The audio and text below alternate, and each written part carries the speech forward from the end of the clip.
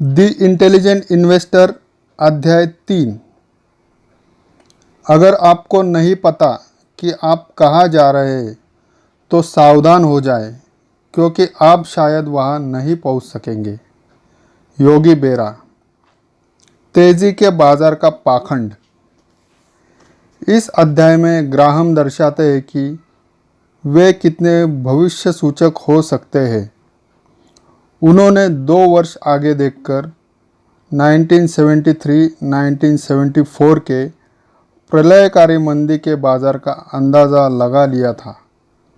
जब अमेरिकी शेयरों के भाव उनके मूल्य से 37% तक घट गए थे, उन्होंने भविष्य में 2 दशक से भी आगे तक विचार किया और मार्केट गुरुओं और उनकी बेस्ट सेलिंग पुस्तकों के तर्कों की हवा निकाल दी, जो उनके जीवन काल में क्षितिज पर दिखाई भी नहीं दे रहे थे।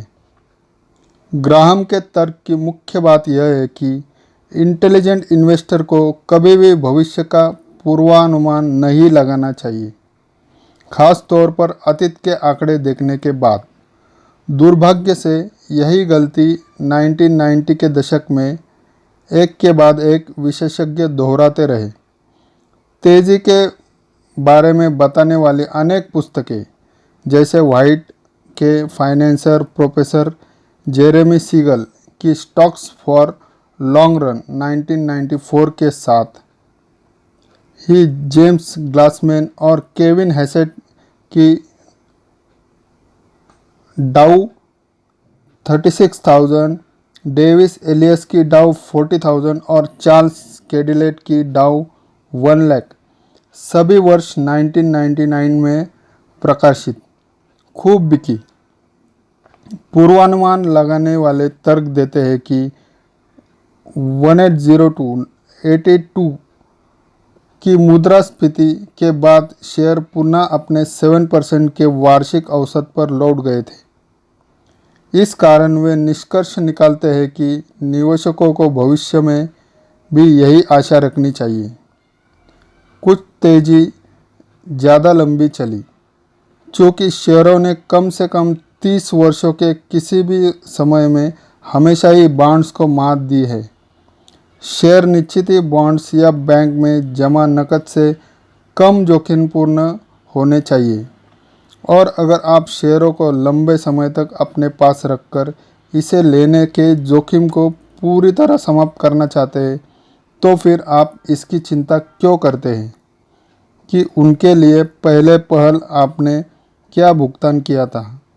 1999 और 2000 की शुरुआत में तेजी का बाजार का पाखंड हर कहीं था। 7 दिसंबर 1999 को फर्स्ट हैंड म्यूचुअल फंड्स के portfolio manager Kevin Landis CNA के मनी लाइन टीवी कार्यक्रम में आए। उनसे पूछा गया कि क्या wireless telecommunication stocks over value है। अपनी आय से कई गुना अधिक ट्रेड होने के बाद भी लैंडिस के पास जवाब तैयार था। उन्होंने पलटकर कहा, यह कोई उम्मीद नहीं है। इसकी स्पष्ट बढ़त विकास के कुल मूल्य को देखिए, यह कितना बड़ा है। 18 जनवरी 2000 को कैंपर फंड्स के मुख्य निवेश रणनीतिकार रॉबर्ट फ्रॉलिग ने वॉल स्ट्रीट जर्नल में घोषणा की, यह न्यू वर्ल्ड ऑर्डर है। हमने देखा है कि लोग अच्छी कंपनियों, जिनमें अच्छे लोग हैं, जिनका विजन उचित है, के शेयर केवल इसलिए नहीं खरीदते क्योंकि उनका भाव बहुत अधिक है। निवेशक की यह सबसे बड़ी गलती है। 10 अप्रैल 2000 को बिजनेस वीक पत्रिका में लेहमन ब्रदर्स की प्रमुख निवेश रणनीतिकार जेफरी एम एपलगेट ने मुखर अंदाज में पूछा, क्या आज शेयर बाजार सिर्फ भाव अधिक हो जाने के कारण बीते 2 वर्षों से अधिक जोखिमपूर्ण हो गया है? जवाब है नहीं, लेकिन इसका जवाब हाँ है। यह हमेशा से था, यह हमेशा रहेगा। और जब ग्राहम ने पूछा, क्या इस तरह की मूर्खता अदंडित ही रह जाएगी, तो वे जानते थे कि इस सवाल का जवाब हमेशा नहीं होगा। किसी क्रोधित ग्रीक देवता की तरह शेयर बाजार ने इस व्यक्ति का नाश कर दिया, जिसे इस पर यकीन हो गया था कि 1990 के दशक के अंत में मिलने वाला उच्च रिटर्न किसी भी तरह का ईश्वरीय अधिकार था। ज़रा देखिए कि लैंडिस, फ्रॉलिक और एप्पलगेट की भविष्यवाणियों का किस तरह खाली गई। 2000 से 2002 तक लैंडिस के सबसे चहेते अधिक स्थिर वायरलेस के शेयरों में नोकिया में मात्र 67% की गिरावट आई, जबकि विंस्टार कम्युनिकेशन में और भी बुरी 99.9% की कमी आई। फ्रॉलिक के पसंदीदा शेयर सिस्को सिस्टम और मोटरोला 2002 के अंत में 70% से अधिक तक गिर गए। केवल सिस्को में ही निवेशक को 400 बिलियन का नुकसान हुआ, जो हांगकांग, इजराइल, कुवैत और सिंगापुर के संयुक्त कुल वार्षिक आर्थिक आउटपुट से भी अधिक है। अप्रैल 2000 में जब एप्पलगेट ने मुखरता से यह सवाल किया था, तब डाउ जोन्स इंडस्ट्रियल 11,187 पर था।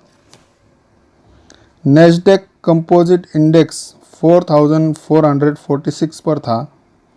2002 के अंत तक डाउ लगभग 8,300 के स्तर पर लड़खड़ाता रहा, जबकि नैस्डैक मोटे तौर पर 1,300 पर मुरझाया हुआ था और उनका पिछले 6 वर्ष का सारा मुनाफा औंधे मुंह गिर गया था। सबसे भारी बचा रहता है। इस तर्क में गंभीर त्रुटि है कि दीर्घावधि में शेयर हमेशा बांड से आगे रहे हैं। 1871 से पहले विश्वसनीय आंकड़े उपलब्ध नहीं है।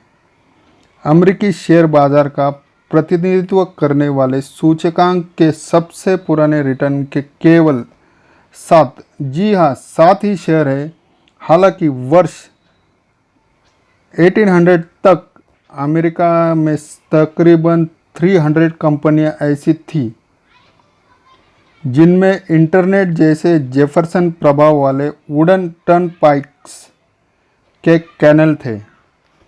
इनमें से अधिकांश दिवालिया हो गए और इसके निवेशक घुटनों पर आ गए। लेकिन उन शुरुआती वर्षों में शेयर सूचकांक ने इन सभी कंपनियों को नज़रअंदाज किया जो बर्बाद हो गई थी। एक समस्या थी जिसे तकनीकी रूप से सवाई वर्शिप बायस के नाम से जाना जाता था। इसलिए इन सूचकांकों ने वास्तविक निवेशकों के आय परिणामों को बढ़ा चढ़ा कर दिखाया, जिनमें 2020 की दूरदेशी का सर्वथा अभाव था, जो यह जानने के लिए ज़रूरी थी कि 7 में से किन शेयरों को खरीदा जाए। इन मुट्ठीभर कंपनियों में बैंक ऑफ न्यूयॉर्क और जेपी मॉर्गन चेस भी शामिल थी। 1790 से निरंतर समृद्ध हो रही थी, लेकिन चमत्कारी रूप से बचे हर एक की तुलना में हजारों वित्तीय आपदाओं भी थी, जैसे डिम्बल स्मेल कंपनी थी, पेंसिल्वेनिया कल्टीवेशन और वाइन्स कंपनी तथा स्निकर्स गैप टर्पाइन कंपनी आदि। सभी ऐतिहासिक शेयर सूचकांकों से गायब हो गए। जेरेमी सीगल का डेटा दर्शाता है कि मुद्रास्फीति के बाद 1802 से 1870 के बीच शेयरों में प्रति वर्ष 7% की बढ़त आई, बॉन्ड्स में 4.8% की और नकद में 5.1% की। लेकिन लंदन बिजनेस स्कूल के एलरॉय डिसमन व उनके सहकर्मियों के अनुमान लगाया कि 1871 से पहले शेयर रिटर्न का आकलन कम से कम 2% अंक प्रति वर्ष ज़्यादा था। तब वास्तविक दुनिया में शेयर नकद या बांड से ज़्यादा बेहतर नहीं थे, बल्कि कुछ खराब ही थे। जो भी कोई दावा करता है कि दीर्घावधिक रिकॉर्ड प्रमाणित करते हैं कि शेयरों का प्रदर्शन बॉन्ड्स या नकद से अच्छा रहा है, तो वह अज्ञानी है। जितनी ज़्यादा ऊंचाई उतनी ज़ोर से गिरावट। इस तरह के तेजी के बाजार के पाखंड के स्थायी प्रतिकारक के तौर पर ग्राहम अनुरोध करते हैं कि इंटेलिजेंट इन्वेस्टर को कुछ सहज और संदेहपूर्ण सवाल पूछने चाहिए। शेयरों के भावी परिणाम हमेशा ही उनके पिछले परिणामों जैसे क्यों होंगे?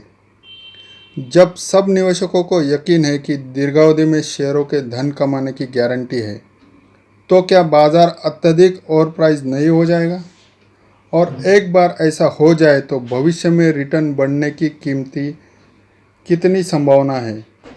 ग्राहम के जवाब हमेशा की तरह तर्कयुक्त व सामान्य सोच पर आधारित होते हैं।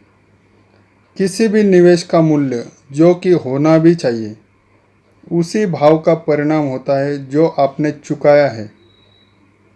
1990 के दशक के अंत में मुद्रास्फीति कम हो रही थी, कॉरपोरेट का मुनाफा उफान पर था और ज़्यादातर दुनिया में शांति थी।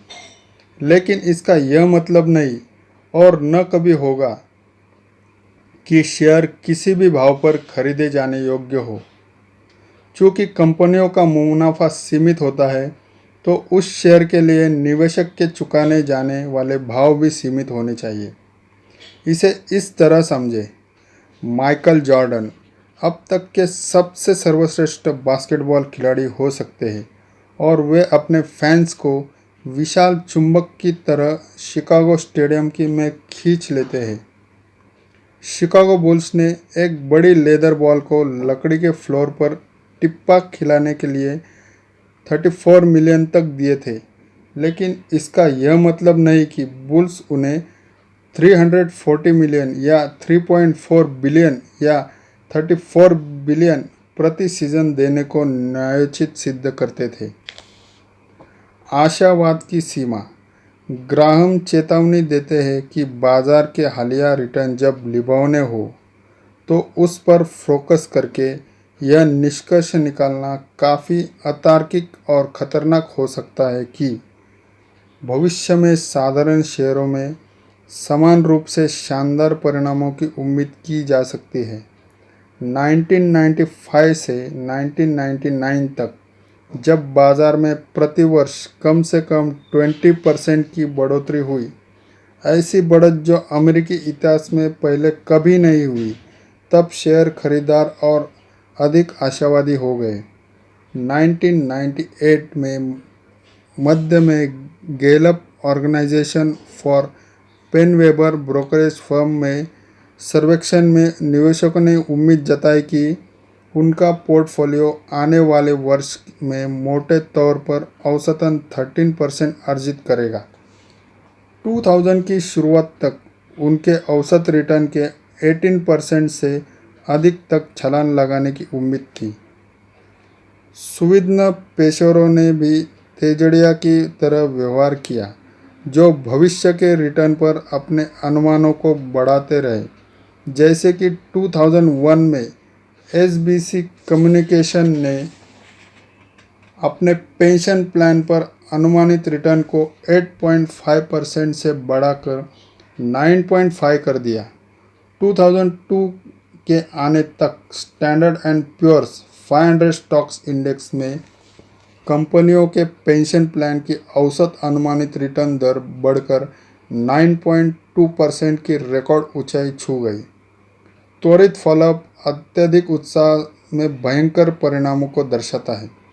गैलप ने 2001 और 2002 में पाया कि शेयरों में एक वर्षीय रिटर्न की औसत उम्मीद 7% तक घट गई थी, जबकि अब निवेशक के 2002 मुकाबले लगभग 50% कम भाव पर खरीद सकते थे। वॉल स्ट्रीट के हालिया अनुमान के अनुसार अपनी पेंशन योजनाओं पर रिटर्न से संबंधित उत्साहपूर्ण अनुमान लगाने वाली S&P 500 कंपनियों के 2002 से 2004 के बीच इसके लिए 32 बिलियन की कीमत चुकानी पड़ी। हालांकि सभी निवेशक जानते हैं कि उन्हें कम पर खरीदना और अधिक पर बेचना है, फिर भी वास्तव में दरअसल इसका उल्टा कर रहे होते हैं। इस अध्याय में ग्राहम ने सीधी चेतावनी दी है। विपरीत के नियम के अनुसार दीर्घावधि के लिए शेयर बाजार को लेकर निवेशक जितने ज़्यादा उत्साहित होते हैं, कम अवधि उनका गलत साबित होना उतना ही ज़्यादा सुनिश्चित होता है।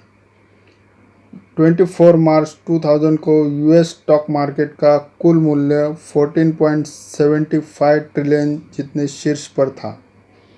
9 अक्टूबर 2002 तक केवल 30 महीनों के बाद अमेरिकी शेयर बाजार की कुल कीमत 7.34 ट्रिलियन या 50.2% कम की रही गई, जो 7.41 ट्रिलियन की हानि थी। इसी बीच अनेक बाजार विशेषज्ञ काफ़ी मंदड़िया हो गए थे और उन्होंने आने वाले वर्षों तक ही नहीं बल्कि आने वाले एक दशक तक के लिए समान या नकारात्मक बाजार रिटर्न की भविष्यवाणी कर दी। इस बिंदु पर ग्राहम एक छोटा सा सवाल पूछते हैं, यह देखते हुए कि पिछली बार जब ये विशेषज्ञ किसी चीज़ पर सहमत हुए थे तो अनर्थकारी रूप से कितने गलत साबित हुए थे। ऐसे में इंटेलिजेंट इन्वेस्टर अब उन पर विश्वास क्यों करें? आगे क्या? इसके बजाय चलिए हम शोरगुल से दूर होकर भविष्य के रिटर्न पर ग्राहम के तरीके से विचार करते हैं। शेयर बाजार का प्रदर्शन 3 कारकों पर निर्भर होता है। वास्तविक बढ़त, कंपनी की आय लाभांश में वृद्धि, मुद्रास्फीति की बढ़त, पूरी अर्थव्यवस्था में हुई आम भाव वृद्धि, स्पेकुलेटिव बढ़त या गिरावट, लोगों में शेयरों के प्रति रुझान बढ़ना या कम होना। दीर्घावधि में प्रति शेयर कॉर्पोरेट की आय में औसतन वृद्धि 1.5 से 2% वार्षिक रही है। मुद्रास्फीति की गणना न करें तो 2003 की शुरुआत में मुद्रास्फीति वार्षिक लगभग 2.4 थी, शेयरों की लाभांश यील्ड 1.9 थी। अतः इसका मतलब हुआ कि दीर्घावधि में शेयरों से औसतन लगभग 6% या मुद्रास्फीति के बाद 4% रिटर्न की आशा रख सकते हैं। अगर निवेश करने वाली जनता को फिर लालच आता है और यह शेयरों को पुनः बाजार में उतार देती है, तो उस स्पेकुलेटिव बुखार के कारण अस्थायी रूप से अधिक रिटर्न मिल सकते हैं। वही इसकी जगह निवेशक अगर भयभीत होंगे, जैसे कि 1930 और 1970 के दशक में थे, तो शेयरों का रिटर्न अस्थायी रूप से कम हो सकता है, जैसा हमारे साथ 2003 में हुआ। येल विश्वविद्यालय में फाइनेंस के प्रोफेसर रॉबर्ट शिलर का कहना है कि ग्राहम ने उनके मूल्यांकन दृष्टिकोण को प्रेरित किया है। Shiller Standard and Poor's 500 stock index के वर्तमान भाव की तुलना बीते 10 वर्षों के औसत कॉर्पोरेट प्रॉफिट मुद्रास्फीति पश्चात करते हैं। ऐतिहासिक रिकॉर्ड खंगालते हुए शिलर दर्शाते हैं कि जब इसका रेशो 20 से ऊपर जाता है तो इसके बाद आमतौर पर बाजार में खराब रिटर्न मिलता है। जब यह नीचे गिरकर 10 से कम हो जाता है तो शेयर अक्सर बेहतरीन उत्पन्न करते हैं। शिलर के गणित के अनुसार 2003 की शुरुआत में शेयरों का भाव बीते दशक की औसत मुद्रास्फीति समायोजित आय से लगभग 22.8 गुना था, जो लगभग खतरे की जंत में था। लेकिन यह दिसंबर 1999 की आय से 44.2 गुना के असंतुलित स्तर के से काफ़ी कम था। पिछली बार बाजार जब आज के स्तर पर था तो उनसे कैसा प्रदर्शन किया? तो 2003 की शुरुआत में समान मूल्य स्तर पर शेयर बाजार ने बाद के 10 वर्षों में काफ़ी अच्छा, कई बार खराब और शेष समय अव्यवस्थित प्रदर्शन किया। मैं सोचता हूँ कि ग्राहम रूढ़िवादी होकर भी अतीत के सबसे कम और सबसे अधिक रिटर्न के बीच अंतर कर विभाजित करते और इसे पैमाना बनाकर शेयरों की अगले दशक की आय को मोटे तौर पर 6% वार्षिक या मुद्रास्फीति पश्चात 4% होना प्रस्तावित करते। दिलचस्प बात यह है कि प्रस्तावित बिंदु उस अनुमान जैसा ही है जिसे हमने वास्तविक बढ़त, मुद्रास्फीति की बढ़त और स्पेकुलेशन बढ़त को साथ जोड़कर निकाला था। 1990 के दशक से तुलना करें तो 6% ऊंट में मुंह में जीरा है, लेकिन यह मामूली राशि उस मुनाफे से बेहतर है जो बॉन्ड से मिलने की संभावना है, और यही कारण है कि अधिकांश निवेशक पोर्टफोलियो विविधीकरण में शेयरों का हिस्सा बनाए रखते हैं। लेकिन ग्राहम की पद्धति में दूसरा सबक भी है। भविष्य में शेयर से मिलने वाले रिटर्न की भविष्यवाणी करने में आप केवल एक चीज़ में पूरा विश्वास से कह सकते हैं कि शायद आप गलत साबित होंगे। अतीत हमें केवल यही एक निर्विवाद सत्य सिखाता है कि भविष्य हमेशा हैरान करने वाला होता है, हमेशा। और यहाँ तक वित्तीय इतिहास से स्वाभाविक परिणामों के नियम की बात करें तो वह यह है कि बाजार उन लोगों को काफ़ी कठोरता से हैरान करता है जो यह मानते हैं कि भविष्य के प्रति उनके पूर्वानुमान सही है। ग्राहम की तरह अपनी पूर्वानुमान शक्ति के प्रति विनम्र रहने से आप भविष्य को लेकर ऐसा बड़ा जोखिम लेने से बच सकेंगे जो बाद में गलत साबित हो। तो कुछ भी हो, आपको अपनी उम्मीदें कम रखनी होंगी, लेकिन इतनी सावधानी रखें कि अपनी आत्मा को निराश न होने दें। इंटेलिजेंट इन्वेस्टर में आशा सदैव बलवान रहनी चाहिए, क्योंकि यह रहती है। वित्त बाजारों में भविष्य जितना ज़्यादा खराब दिखता है, यह प्राय उतना ही बेहतरीन निकलता है। एक संदेहवादी ने ब्रिटिश उपन्यासकार और निबंधकार जी.के. चेस्टरसन से कहा, धन्य है वह जो कोई आशा नहीं रखता, क्योंकि वह कभी निराश नहीं होगा। चेस्टरसन ने जवाब दिया, धन्य है वह जो कोई आशा नहीं रखता, क्योंकि वह हर चीज़ का आनंद लेगा। आपका दिन शुभ हो। धन्यवाद।